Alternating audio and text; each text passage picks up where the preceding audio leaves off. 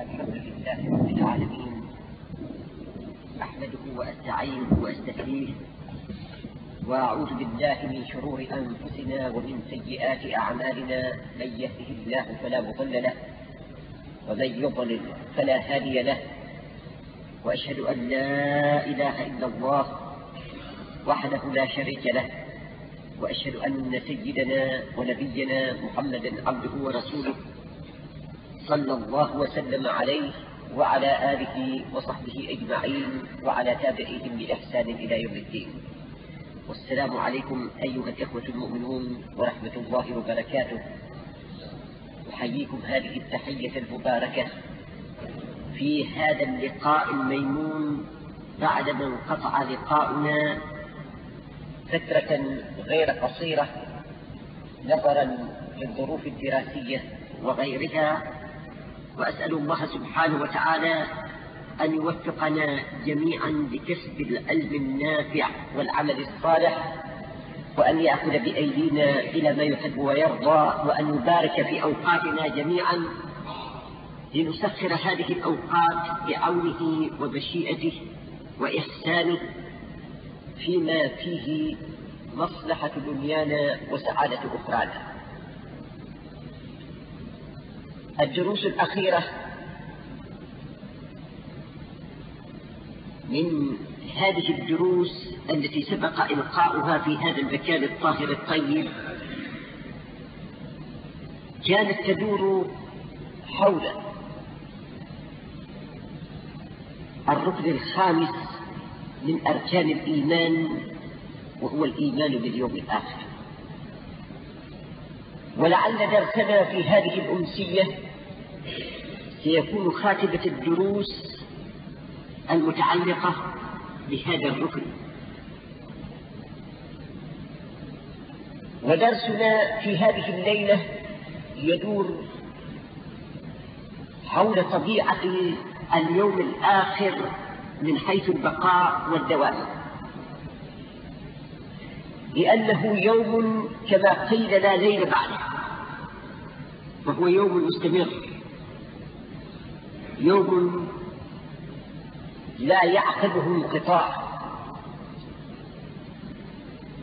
والحياة الأخروية تختلف عن هذه الحياة الدنيوية، لأن الحياة الأخروية حياة بقاء وخلود، بينما هذه الحياة الدنيوية هي حياة انقطاع وفناء. ذلكم لأن تلك الحياة هي حياة الجزاء، وهذه الحياة هي حياة الكسب. وحياة الكسب لا بد من أن تكون منقطعة، لأن الجزاء يأتي بعد الكسب، فلذلك كانت حياة الكسب سابقة على حياة الجزاء، وكانت حياة الكسب منقطعة بينما حياة الجزاء مستمرة. وقد بين الله سبحانه وتعالى ذلك في مواضع متعددة في كتابه الكريم، فقد وصف الدارين اللتين ينقلب إليهما في اليوم الآخر بالبقاء وبالدوام. فنجد الحق سبحانه وتعالى يقول: وبشر الذين آمنوا وعملوا الصالحات أن لهم جنات تجري من تحتها الأنهار كلما رزقوا منها من ثمرة رزقا قالوا هذا الذي رزقنا من قبل وأتوا به متشابها ولهم فيها أزواج مطهرة وهم فيها خالدون. على ما وصف هذه الجنة لما وصفها به أتبع ذلك قوله وهم فيها خالدون، لأجل بيان أن هذا الجزاء ليس جزاء انقطاع. ويقول الله سبحانه وتعالى: للذين أحسنوا الحسنى وزيادة ولا يرهق وجوههم قتر ولا ذلة أولئك أصحاب الجنة هم فيها خالدون. ثم يتبع ذلك قوله والذين كسبوا السيئات جزاء سيئة بمثلها وترهقهم ذلة ما لهم من الله من عاصم كأنما أغشيت وجوههم قطعا من الليل مظلما أولئك أصحاب النار هم فيها خالدون. ويقول الله سبحانه وتعالى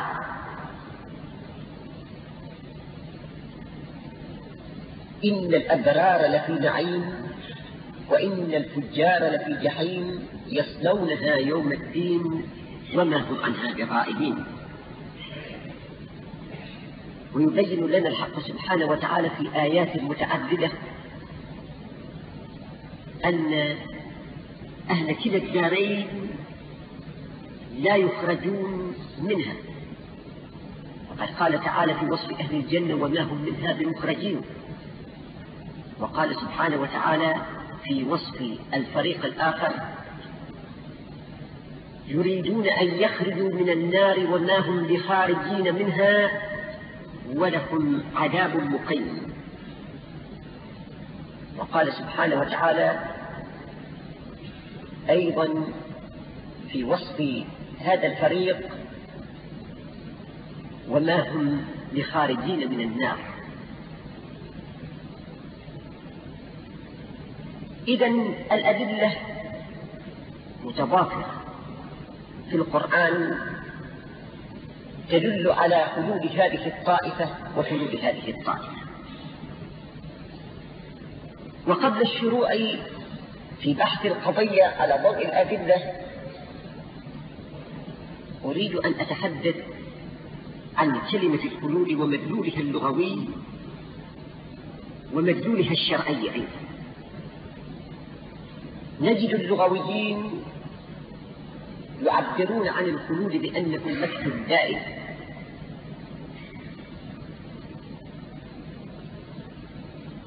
ومن هذا القبيل ما جاء في قول الله سبحانه وتعالى وما جعلنا لبشر من قبلك الخلد أفإن مت فهم الخالدون. والمدلول الشرعي لهذه الكلمة لا يختلف عن هذا المدلول اللغوي، لأن الشرع لم ينقل هذه الكلمة عن دلالتها اللغوية إلى دلالة أخرى.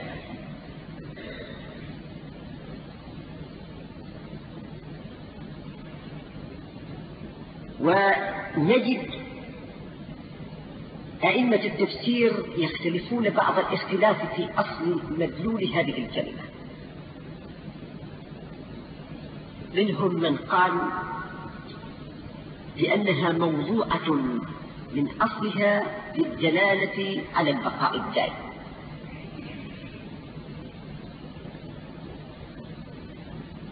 هذا الفريق منه الزمخشري وابن عطية والشوكاني وجماعة آخرون من المفسرين،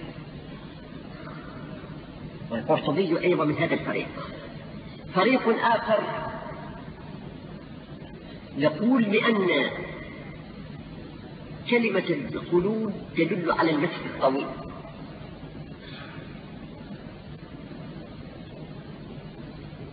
سواء كان هذا المكث الطويل منقطعا أو متصلا.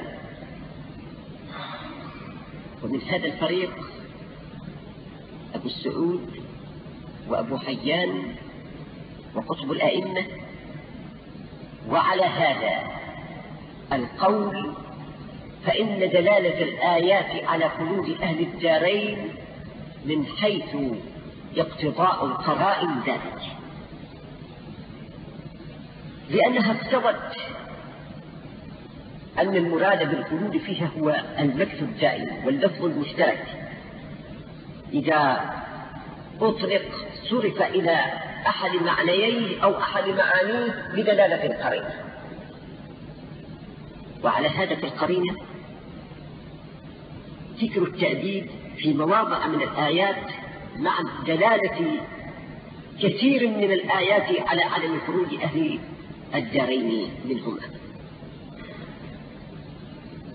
من ذلك قول الله تعالى: جزاؤهم عند ربهم جنات تجري من تحتها الأنهار خالدين فيها أبدا.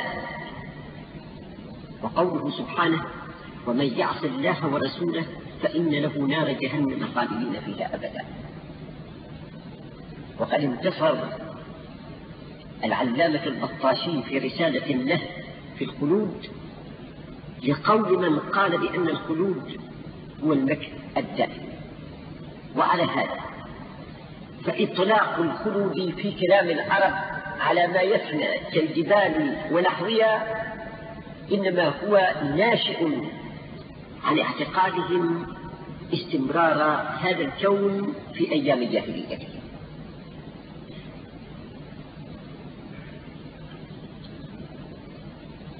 والأمة الإسلامية لم تختلف في أن كل واحدة من الدارين دار دوام، اللهم إلا الجهمية، فإنهم قالوا إن كلتا الدارين فانيتان، وبنوا معتقدهم هذا على فلسفة نظرتهم إلى أن المخلوق جاء من كل ناحية، ومن حيث إن الخالق سبحانه وتعالى هو الأول وهو الآخر، فالمخلوق أيضا كما أن له بداية لا بد من أن تكون له نهاية. والجنة والنار مخلوقتان.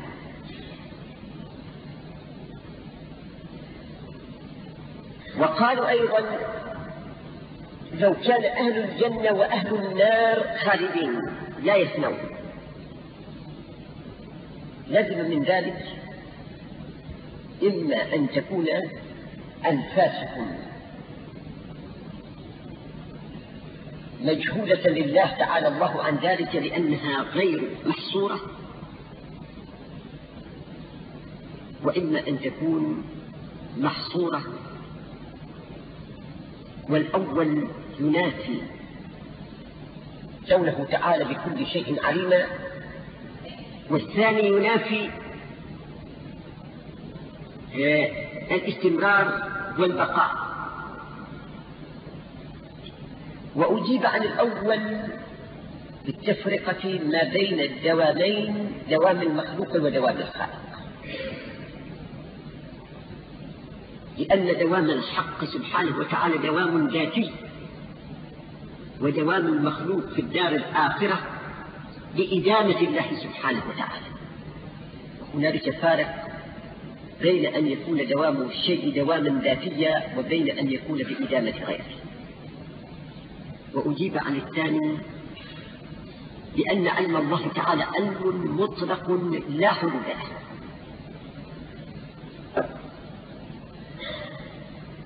وبما أنه لا حدود له فإن من ضمن معلوماته ما يكون أيضا لا حصر له. فالله سبحانه وتعالى يعلم ما لا يحصر، يعلم ما لا ينتهي، كما أنه عز وجل يعلم ما ينتهي، لأن علمه سبحانه وتعالى علم ذاتي، تعالى الله عن مشابهة خلقه.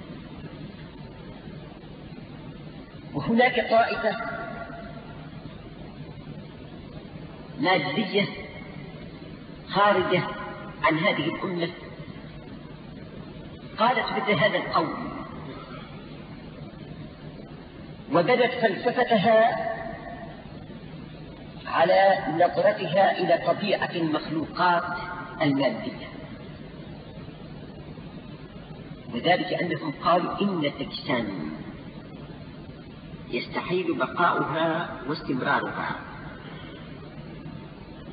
لأجل تركيبها مما يستحيل ويتضاد،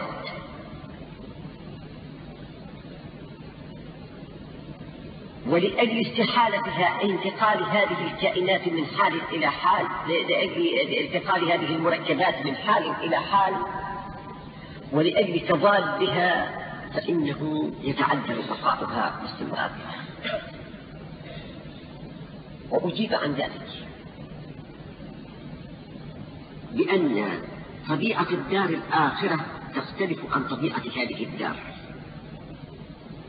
والله سبحانه وتعالى الذي طبع هذه الكائنات الموجودة في هذه الدار الدنيا على ما هي عليه من الاستحالة والتضاد قادر على أن يطبعها في الدار الآخرة بطبائع تختلف عن هذه الطبائع، فلا يكون فيها استحالة ولا يكون فيها تضاد. ومن الممكن أيضا أن يكون الله سبحانه وتعالى ينشئ هذه المركبات بطريقة مستمرة مع ما فيها من التغير والاستحالة والتضاد حتى تستمر، لأن قدرة الله تعالى قدرة لا حدود لها. هذا. وإذا كانت الجهمية يقولون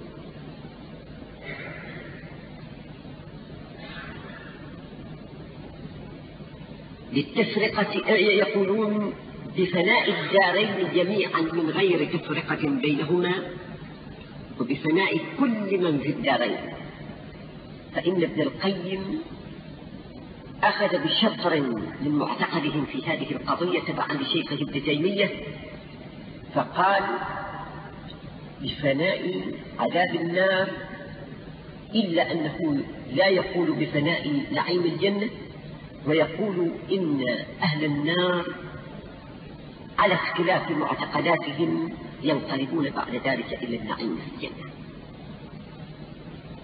وقوله هذا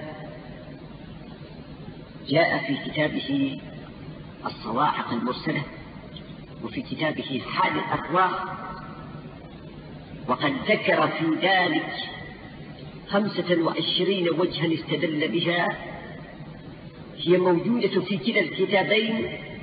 وقد أورد نص كلامه في حال الأرواح العلامة سيد رشيد رضا في تفسيره لسورة الأنعام، وجنح إليه بعض الجنوح هناك مع مخالفته له في ما على هذا الموضع من التفسير.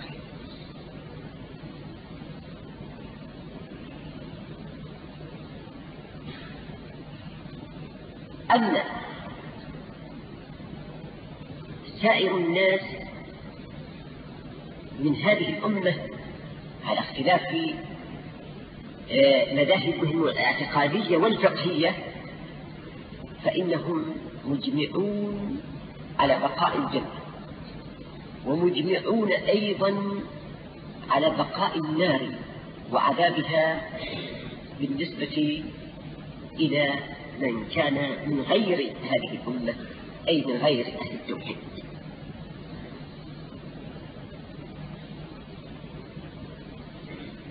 إلا أنهم اختلفوا بالنسبة إلى أهل التوحيد، هل هم كغيرهم لا ينقطع عذابهم على كبائرهم التي يأتونها ويصرون عليها إلا أن يلقوا الله، أو أنهم ينقطع عذابهم؟ في هذا الدرس لا يمكنني أن أستوعب مقالات جميع الأطراف ومناقشات الأدلة التي يستند إليها كل فريق من هؤلاء وأولئك، ولكنني أذكر نماذج من أدلة هؤلاء وهؤلاء، وبجانب ذلك أيضا أحيل الذين يريدون الاطلاع على ما هو أوسع مما أذكره الآن على كتاب الحق الدامر المبحث الأخير منه المبحث الثالث. على أي حال،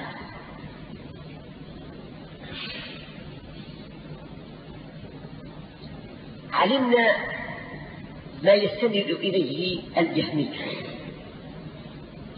القائلون بفناء الدارين معا. فعلى ما يستند ابن تيمية وابن القيم القائلان بفناء عذاب النار وبقاء نعيم الجنة وانتقال أهل النار موحدهم ومشركهم جميعا إلى دار الجنة دار النعيم.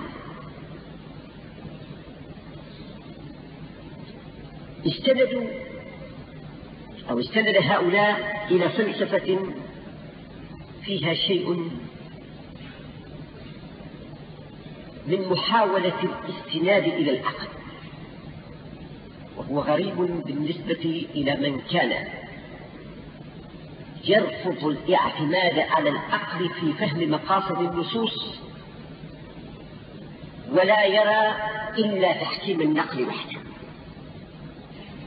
فلو صدر هذا القول من المعتزلة الذين عرفوا بجنوحهم إلى جانب العقل لكان ذلك أمرا مألوفا، ولكن أن يصدر ممن يرفض الاعتماد على العقل ويرى أن الاعتماد عليه حتى في فهم مقاصد النصوص أمر فيه حرج، فإنه يعد من المستغربات.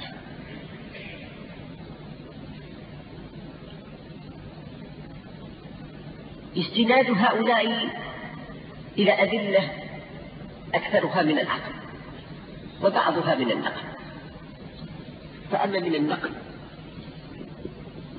فقول الله سبحانه وتعالى في سورة الأنعام: قال النار مثواكم فيها خالدين إلا ما شاء الله إن ربك حكيم عليم.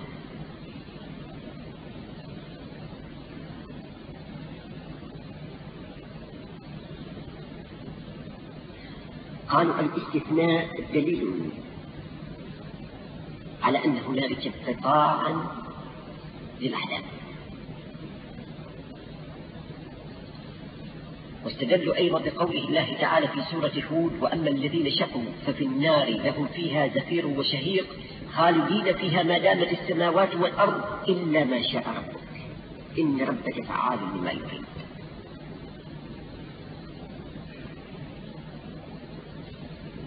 وجه الاستدلال لهذه الآية أمران: أولهما تعريف الحلول على دوام السماوات والأرض مع علمنا جميعا بفناء السماوات والأرض.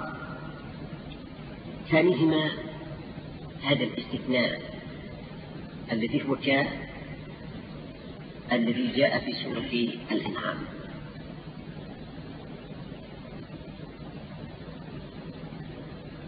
واستدلوا أيضا بحديث روي عن عبد الله بن عمرو: يوشك أن يأتي على جهنم يوم تصفق فيه أبوابها ليس فيها أحد.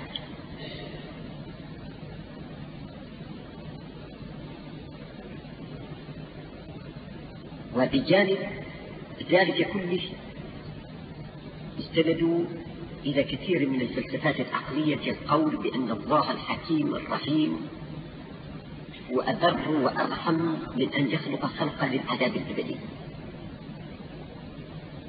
وإنما يعذب عباده بقدر ما يجعلهم يرجعون ويتوبون إليه.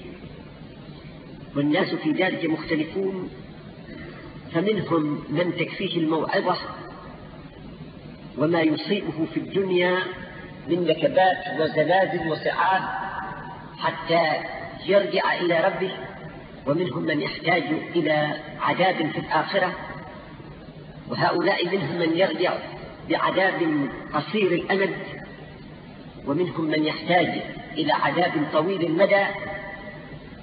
فإذا زالت النعرة الانحرافية في الإنسان ورجع إلى الله وحط به طائر الكفران الذي طار به على الحقيقة واعترف بها، فالله سبحانه وتعالى يتقبل منه ويغفر له ويخرجه من العذاب.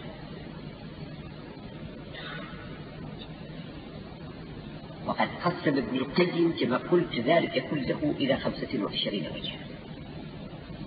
لنأتي إلى الاستثناء وإلى ذكر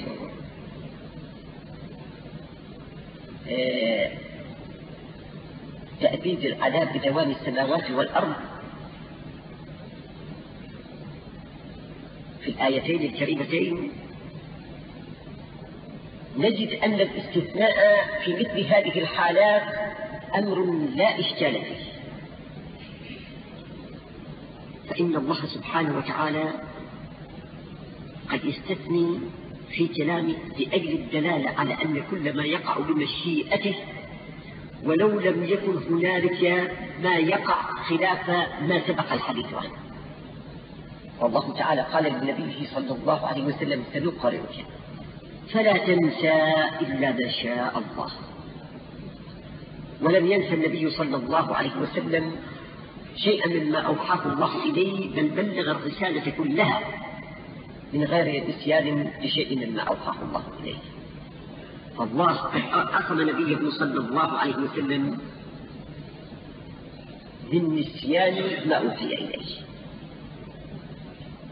ويقول الله سبحانه وتعالى في سورة الفتح: لقد صدق الله رسوله الرؤيا بالحق لتدخلن المسجد الحرام إن شاء الله آمين. قول إن شاء الله تعليق على المشيئة، مع أن الله سبحانه وتعالى ما شاء غير ذلك. وقد جاء الكلام بإن التي لا تفيد الجزم في مدخولها، لأجل تنبيه الناس أن كل شيء مما يقع بمشيئة الله سبحانه، مع ما تقدم من قوله لتدخلن بلام التوكيد باللام التي هي موطئة للقسم، مع ما وليها من التأكيد بالنون.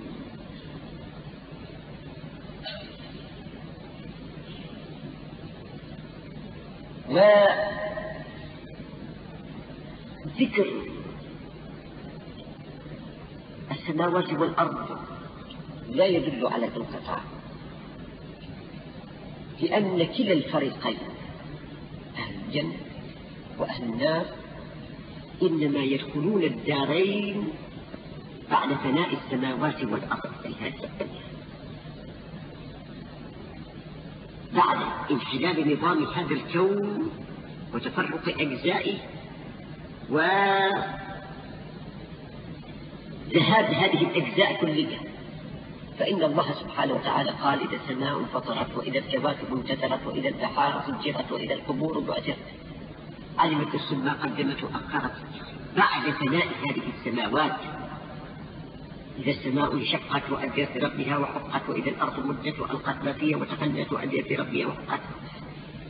الأدلة على هذا كثير. حملت الأرض والجبال فدكتا دكة واحدة فيومئذ وقعت الواقعة وانشقت السماء فهي يومئذ واهية والملك على أرجائها ويحمل عرش ربك فوقه يومئذ ثمان يومئذ تعرضون لا تخفى منكم خافية. فهذه الأمور التي وعد الله تعالى بها إنما تحصل قبل أن يستقر أهل الجنة في الجنة وأهل النار في النار. إذا المقصود بالسماوات والأرض سماوات الدار الآخرة وأرضها. المقصود بالسماوات والأرض سماوات الجنة والنار وأرض كل واحدة من الدارين، وليس المراد هذه السماوات الدنيوية والأرض الدنيوية لأجل فناء هاتين الدارين. ويؤكد ذلك أن الله سبحانه وتعالى ذكر زعيم الجنة وخلوده مقرونا أيضا بذكر دوام السماوات والأرض وبالاستثناء بالمشيئة. فالله تبارك وتعالى يقول: وأما الذين سئلوا وأما الذين سئلوا ففي الجنة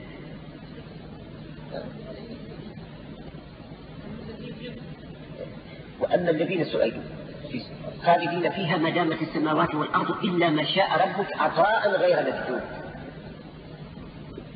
ولا يقال إن قوله في فاصلة هذه الآية الكريمة عطاء غير مكتوب دليل على اختلاف هذا الحكم عن حكم الدار الأخرى وهي النار، لأن قول الله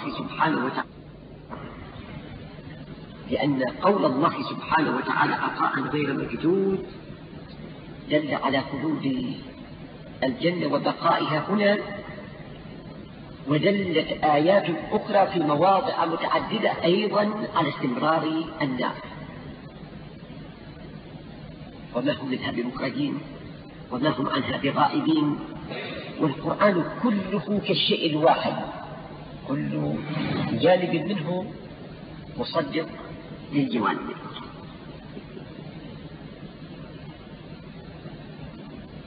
وأما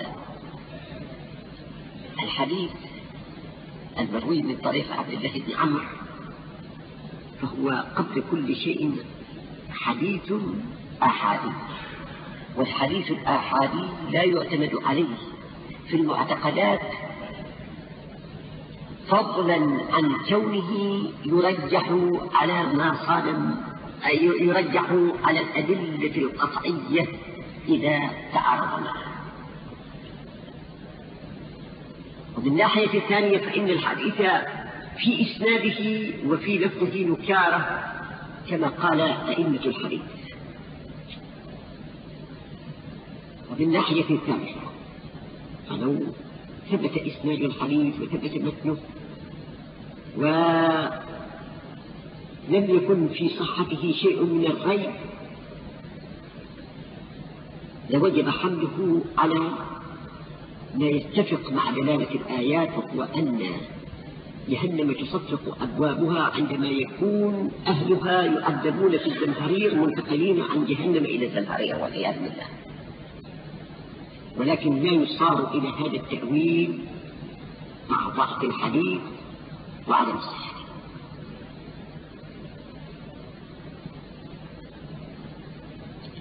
أما الأدلة العقلية في كون الحق سبحانه وتعالى الرحمن الرحيم لا يخلق خلقا للعذاب الأبدي ففيها نزوع إلى تحكيم العقل في أفعال الله تعالى، وأفعال الله لا تتقيد بمقاييس البشر، فإن الله تعالى يقول لا يسأل عما يفعل وهم يسألون. والشيطان والعياذ بالله من شره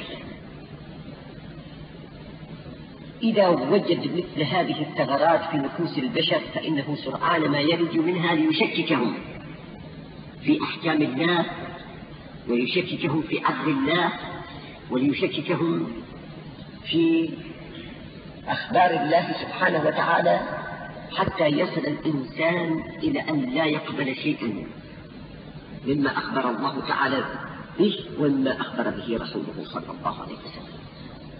لذلك كان الواجب إغلاق هذه الثغرات،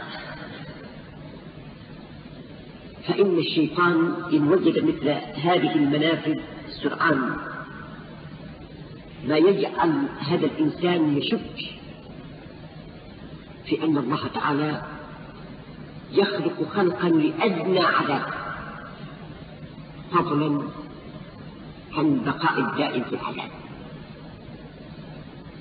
وأفعال الله التي تجري في هذا الكون سواء في الدنيا أو في الآخرة أفعال لا يمكن أن يستوعب حجمها العقل البشري القاصر المحدود، وإنما غاية ما يفعله الإنسان أن يقول الأمر كله لله ويسلم لهذا المعنى.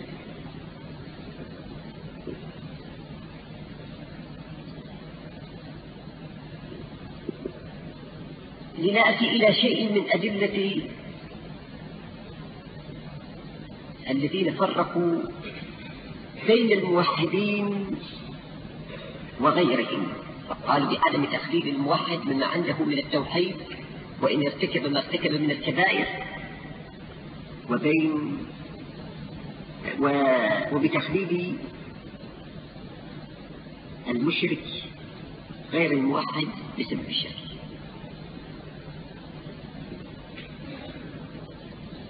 هؤلاء استندوا إلى هذه الآيات التي ذكرناها من قبل، كما استندوا أيضا إلى قول الله سبحانه وتعالى لابثين فيها أحقابا. هذه الآية استدل بها ذلكم الفريق السابق أيضا. والجواب بأن الآيات السابقة وهذه الآية ما فرقت بين موحد وغيره، ليس فيها نص على التفرقة ما بين الموحد وغيره، بل آية سورة النبأ جاءت في من ينكر البعث، لابثين فيها أحقابا لا يذوقون فيها بردا ولا شرابا إلا حميم غساقا جزاء وفاقا إنهم كانوا لا يجدون حسابا وكذبوا بآياتنا كذابا. فإذا الآية الكريمة ليست في الموحدين، ولا يمكن أن يستدل بها على إخراج الموحد من العذاب، لأنها ليست في الموحدين، بل لو كانت الآية دليلا لكانت عدل على انتهاء عذاب غير الموحدين بدليل قوله إنهم كانوا لا يرجون حسابا وكذبوا بآياتنا كذابا.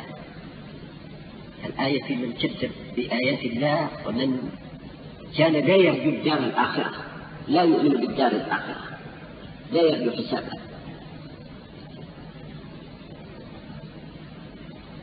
والآية الكريمة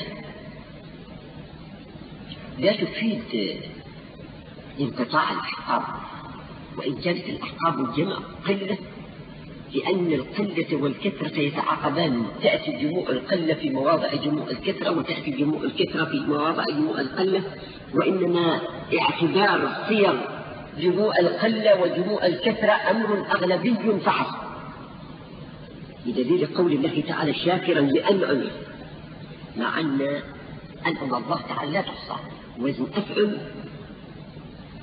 من أوزان جموع القلة، فالقلة والكثرة يتعاقبان.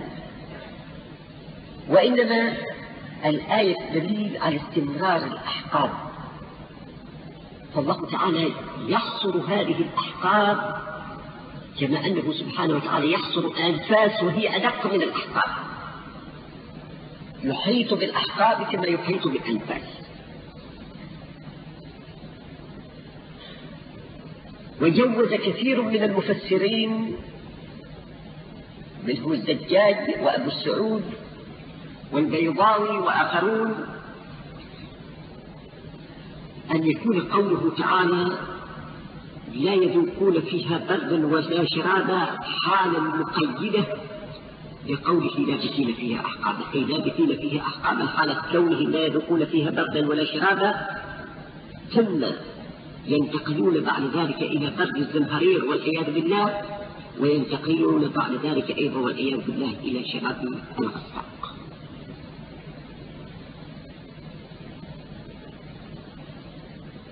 وجوز الزمخشري ونقل كلامه الفخر الرازي وأقره أن يكون قوله أحقابا من قولهم حقب عامنا بمعنى جدد، فالأحقاب إذن جمع حقب، والحقب اسم فاعل من حقب، أي لابثين فيها أحقابا مجدبين، لأنهم ويكون على هذا قوله لا يذوقون فيها بردا ولا شرابا تفسيرا له.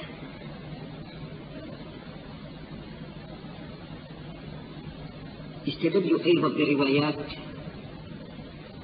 أحاديث رويت من طريق أبي سعيد ومن طريق أبي هريرة وغيرهم من الصحابة رضي الله تعالى عنهم، إلا أن هذه الروايات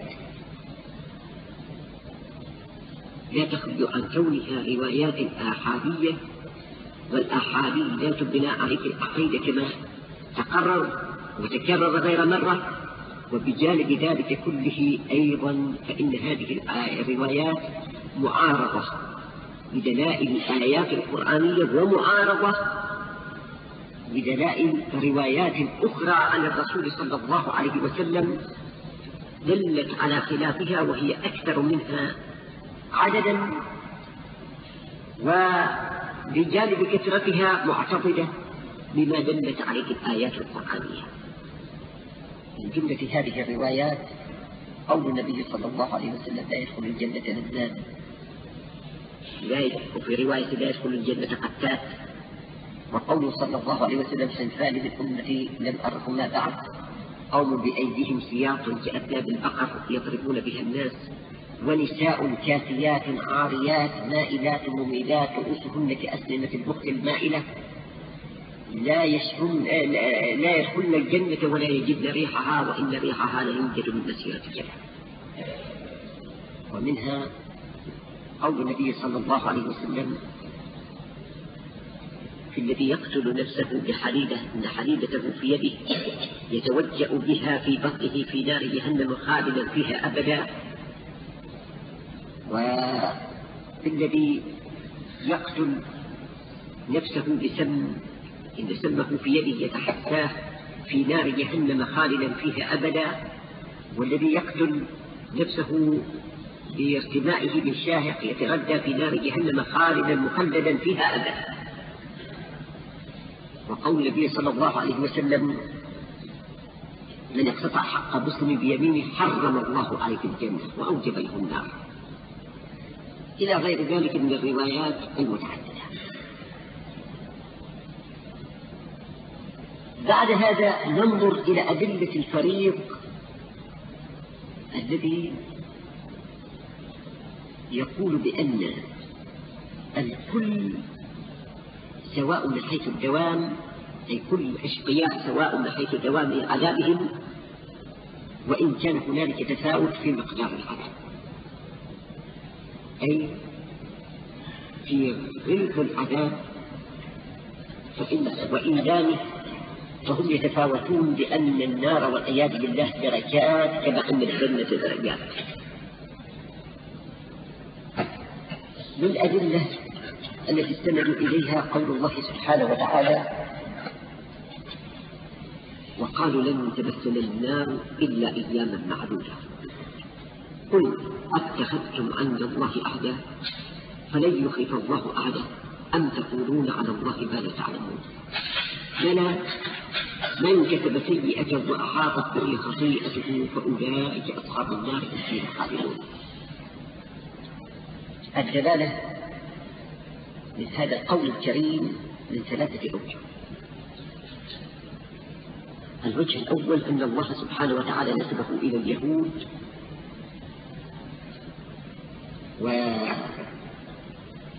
وذكره في مقام تعداد مثالك. الوجه الثاني أن الله سبحانه وتعالى أنكره عليهم بأن جاء بهمزة الاستفهام: قل أتخذتم عند الله عهدا فلن يخلف الله عهدا أم تقولون على الله ما لا تعلمون. وما كانوا لهم عهد من عند الله، وإنما كانوا يقولون عليه ما لا يعلمون. ثم جاء بما يفيد الحقيقة ويكشف عنها الستار ويجليها. والوجه الثالث وهو قول: بلى من كسب سيئة وأحاطت به خطيئته فأولئك أصحاب النار هم فيها خالدون. الذين لم يعتقدوا ذلك اختلفت إجابتهم عن ما دلت عليه الآية الكريمة. منهم من قال بأن السيئة هنا بمعنى الشرك، ومنهم من قال بأن الدليل على حصر السيئة في الشرك قوله وأحاطت به خطيئته، ومنهم من فسر الخلود بطول الأجل.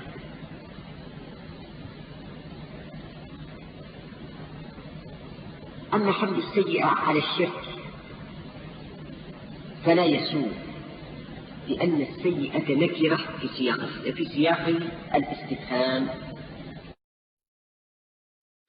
السيئة نكرة في سياق الاستفهام، في سياق الشرط، والشرط له حكم النفي، ومما أطبق عليه الأصوليون ودلت عليه لغات العرب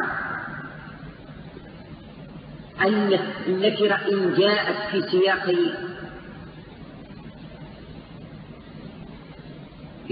في سياق الشرط، أو جاءت في سياق النفي، أو جاءت في سياق الاستفهام، فلها حكم العموم. فلو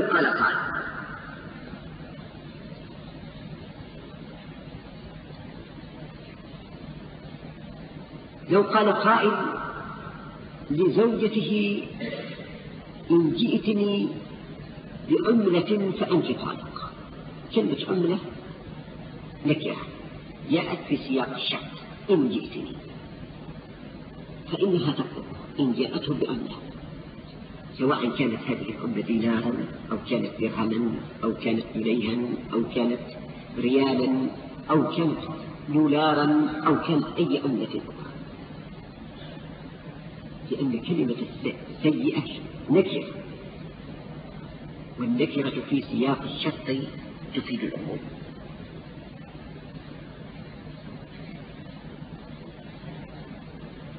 ولا يمكن أن تحصر هذه السيئة في الشرك، لأنه لو أقسم أحد بالله أنه لم يرتكب سيئة وهو لم يشرك بالله ولكنه سرق وزنى وقتل النفس المحرمة بغير حق وأكل الربا وأكل أموال الناس بالظلم، لا يمكن أن يقال بأنه بار في يمينه صادق في قوله. وكذلك قوله تعالى بلى من كسب سيئة. أما قوله وأحاطت به خطيئته، فالمقصود بإحاطة الخطيئة عدم التوبة منه، وهذا الذي نقله الإمام ابن جرير الطبري في تفسيره عن غير واحد من علماء التفسير من الصحابة والتابعين ومن بعدهم، بل نقل الإمام محمد عبده ذلك عن السلف، نسب هذا القول إلى السلف، وبين أن السيئة هنا على إطلاقها، وأن المقصود بقوله وأحاطت به خطيئته أنه لم ينفلت من خطيئته بالتوبة منها، فإن الواقع في الخطيئة إن لم يتب منها فهو أسيرها، وتكون كالمحيط به أي كالخصم المستولي عليه.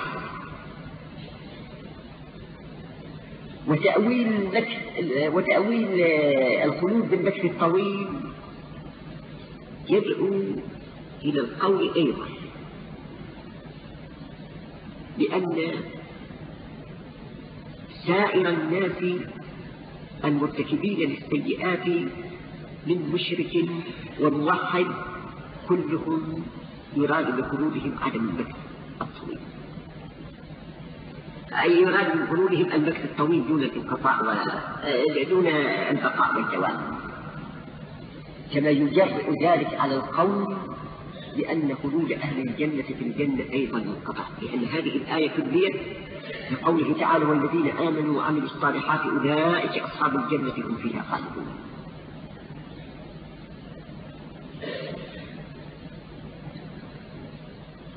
من جملة الأدلة التي استندوا إليها قول الله تبارك وتعالى في الوعيد على الربا فمن جاءه موعظة من ربه فانتهى فله ما سلف وأمره إلى الله ومن عاد فأولئك أصحاب النار هم فيها خالدون. وقد أجيب بأن المقصود ومن عاد إلى أكل الربا، بأن المقصود ومن عاد إلى استحلال الربا، فإن الآية حسب ما يقول هؤلاء نزلت المستحلين الذين قالوا إنما البيع مثل الربا. والجواب أن سياق الكلام إنما هو في تحريم الربا ومنعه والردع عنه، فلو كان الوعيد منصبا على الاستحلال فحسب لما كان هناك ما يمنع من تجرؤ المتجرئين على أكل الربا مع اعتقاد عدم حليته. وفي هذا يقول الإمام محمد عبده في تفسيره الذي سجل في المنار، يقول: مثل هؤلاء القائلين كمثل أحد كبرائنا الذي كان يقول: إنني لا أنكر أنني آكل الربا، ولكنني بحمد الله مسلم أدين أن الربا حرام. فيقول فات هذا القائل لأنه ما دام يعترف بأنه يأكل الربا ويدين بأن الربا حرام يلزمه أن يدين أيضا بأنه من أهل الوعيد على أكل الربا، ويلزمه أيضا بأن يدين بأنه ممن استحق عقوبة الله تعالى بسبب تجرؤه على الله تعالى لمخالفته فيما يعلم حكمه من قدر الله.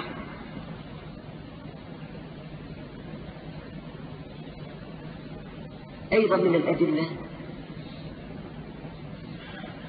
ما في قول الله تعالى: ذلك بأنهم قالوا لن تمسنا النار إلا أياما معدودات وغرهم في دينهم ما كانوا يفترون. من الدلالة على أن هذا القول قالته اليهود، وعلى أن هذا القول جرأ اليهود على انتهاك الحرم ونبذ الكتاب وعدم الاحتكام إليه. ألم تر إلى الذين أوتوا نصيبا من الكتاب يدعون إلى كتاب الله ليحكم بينهم ثم يتولى فريق منهم وهم معرضون، ذلك بأنهم قالوا لن تمسنا النار إلا أياما معدودات. فما أجدر المسلم أن يتوقع ذلك ما دام يعلم أن هذا المعتقد جر اليهود إلى ما جرهم إليه. الآية الكريمة فيها تحذير من التعلق بما تعلق به اليهود من الأماني، وقد قال الله سبحانه وتعالى: ليس بأمانيكم ولا أماني أهل الكتاب، من يعمل سوءا يجز به ولا يجد له من دون الله وليا ولا نصيرا. من الأدلة التي استندوا إليها أيضا أن الله تبارك وتعالى ذكر أحكام المواريث في كتابه العزيز، قسم هذه المواريث بعدله ولم يكلها إلى نبي مرسل ولا إلى ملك مقرب، ثم بين أنها من حلوله، ثم وعد من حافظ عليها ولم يتعد حدود الله سبحانه وتعالى بما وعده به من الخير، وتوعد الذين يعصون الله ورسوله ويتعدون حدوده بما توعده به من الشر. وقد توعد هؤلاء بالخلود في العذاب كما وعد أولئك بالخلود في الجزاء الحسن في دار البقاء، دار الكرامة. يقول الله تعالى بعدما ذكر أحكام المواريث: تلك حدود الله، ومن يطع الله ورسوله يدخله جنات تجري من تحتها الأنهار خالدين فيها وذلك الفوز العظيم. قال: ومن يعص الله ورسوله ويتعدى حدوده فإن له نار جهنم خالدا فيها وله عذاب مقيم. هذا الوعيد إنما هو لمن قسم المواريث بغير قسمة الله تعالى، وتعدى في هذه القسمة إذ أتى بغير ما أنزل الله تعالى بنفسه. ومن الأدلة على ذلك أيضا ما توعد الله تعالى به من قتل مؤمنا متعمدا، ومن يقتل مؤمنا متعمدا فجزاؤه جهنم خالدا فيها وغضب الله عليه ولعنه وأعد له عذابا عظيما.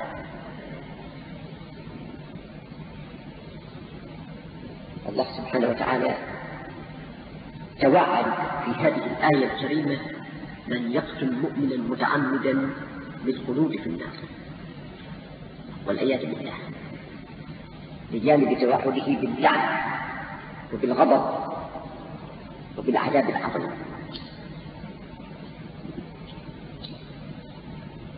إلا أن الذين ذهبوا غير هذا المذهب قالوا بأن الآية في مشرك قتل مؤمنا،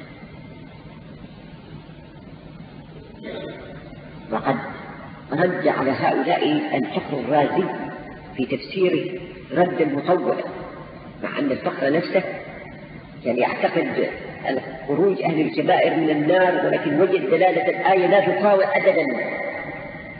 ومما رد به عليهم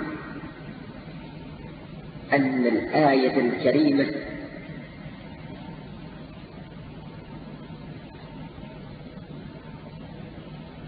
جاءت بلفظ عام والعبرة بعموم اللفظ لا بخصوص السبب، استقر ذلك عند البشريين. ورد عليهم أيضا بأن المشرك مستحق لهذا الجزاء بشركه، وكثير من القائلين بعدم تخليد الموحد في النار يقولون بأن المشرك غير مخاطب بفروع الشريعة، فإذا هو غير مخاطب بقضية القتل وغيرها، إنما جزاء على نفس الشرك. وقال أيضا بأن من قال بأن هذا من باب تبديد الوعيد ولو كانت الآية نصا إلا أن ذلك من باب تبديد الوعيد، هذا قول مردود، لأنه يؤدي إلى الشك في أخبار الله تعالى، ويترتب على ذلك الشك في وعد الله كما يترتب الشك في وعده. وللشيخ محمد عبده والسيد رشيد رضا أيضا تقرير لما دلت عليه هذه الآية. ومن جملة ما جاء في كلامهما أن الله سبحانه وتعالى قال هنا بصيغة المضارع ومن يقتل، فالمضارع يدل على الاستقبال، ولم يقل ومن قتل. فإذا ليس هذا الحكم في رجل سبق له أن قتل مؤمنا، وإنما هو في كل من يقتل مؤمنا. والفخر الرازي أيضا ذكر فيما ذكره في تفسيره للآية الكريمة بأن الله سبحانه وتعالى ذكر قبل هذه الآية الكريمة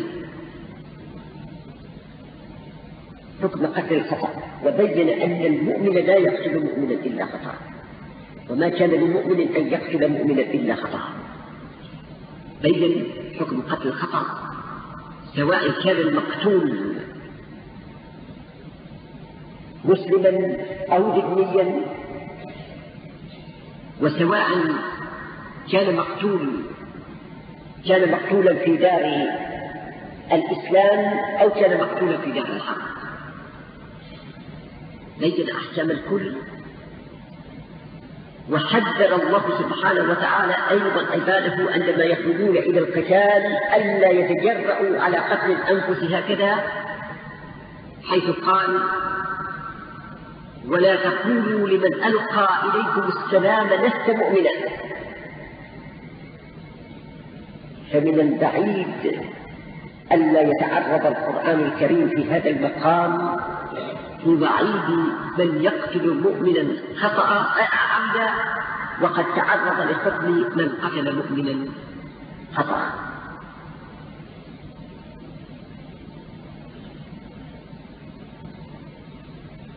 أيضا من جملة الأدلة التي يتعلق بها قول الله سبحانه وتعالى في سورة يونس: للذين أحسنوا الحسنى وزيادة ولا يرهق وجوههم قتر ولا ذلة أولئك أصحاب الجنة هم فيها خالدون. هذا حكم فريق الذين آمنوا وعملوا الصالحات، للذين أحسنوا الحسنى وزيادة. وصف الله تعالى هذا الفريق بأنه لا يرهق وجهه قتر ولا ذلة، لا يرهق وجوهه قتر ولا ذلة، فليس من المعقول أن يدخل أحد النار ويخرج منها ولا يرهق وجهه قتر ولا ذلة. ثم أتبع ذلك قوله: أولئك أصحاب الجنة هم فيها خالدون. هؤلاء هم أصحاب الجنة، حصر أصحاب الجنة في هؤلاء بقول أولئك هم أصحاب الجنة بتعريف المسند والمسند إليه وتوسيط ضمير الفصل بينهما لأجل التأكيد. ثم قال: والذين كسبوا السيئات. قد علمتم ما في السيئات من معنى. والذين كسبوا السيئات جزاء سيئة بمثلها وترهقهم ذلة ما لهم من الله من عاصم كأنما أغشيت وجوههم قطعا من الليل مظلما أولئك أصحاب النار هم فيها خالدون. هذا حكم هذا الفريق وهذا حكم ذلك الفريق. هؤلاء لهم الحسنى وزيادة ولا يرهق وجوههم قتر ولا ذلة، وأولئك لهم حكم آخر كأنما أغشيت وجوههم قطعا من الليل مظلما والعياذ بالله أولئك أصحاب النار هم فيها خالدون. إذا فريق ثالث لم يذكر. أيضا من جملة ما استدل به قول الله سبحانه وتعالى: والذين لا يدعون مع الله إلها آخر ولا يقتلون النفس التي حرم الله إلا بالحق ولا يزنون ومن يفعل ذلك يلقى عذابا يضاعف له العذاب يوم القيامة ويخلد فيه مهانا إلا من تاب وآمن وعمل عملا صالحا. توعد الله تعالى بهذا الوعيد على الشرك وعلى قتل الزنا وعلى قتل النفس المحرمة بغير حق وعلى الزنا. وقد أجيب عن هذا بأن هذا الوعيد إنما هو في من جمع بين ذلك جميعا، ورد هذا لأنه لو كان الأمر كذلك للزم أن من اتخذ مع الله إلها آخر لا يستحق هذا الوعيد إلا إذا ضم إلى ذلك أيضا الزنا وقتل النفس المحرمة بغير حق، وبدون ذلك لا يستحق هذا الوعيد.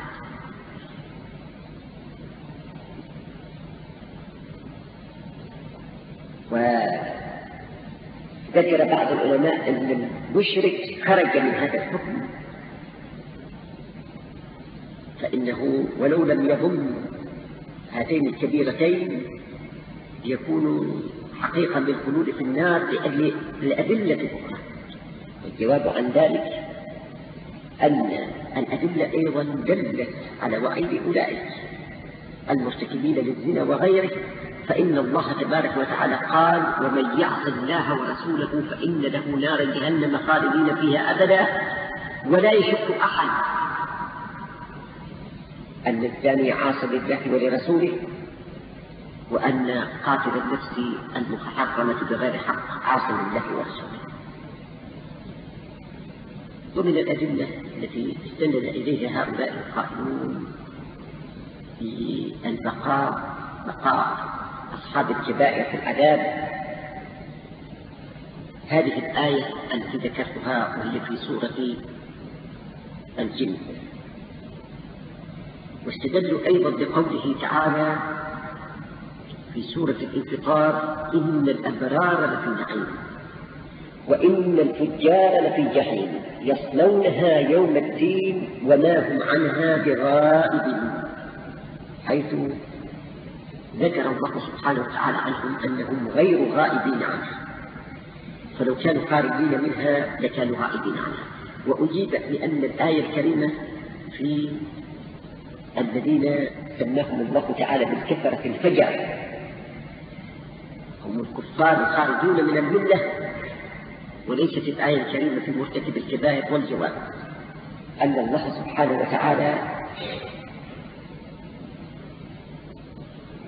حصر الناس يومئذ في هذين الفريقين، فريق في الجنة وفريق في السعير، وبين أن هؤلاء غير أصحاب السعير غير غائبين عنها وما هم عنها بغائبين. ولا يمكن أن يقال لأن قاتل النفس المحرم بغير حق غير فاجر، واللائق غير فاجر، والزاني غير فاجر، وآكل الربا غير فاجر، ومرتكب الكبائر المختلفة غير فاجر. فإن في هذا تجرئة للناس على ارتكاب الموبقات وعدم المبالاة بانتهاك الحرمات وإتيان الجرائم.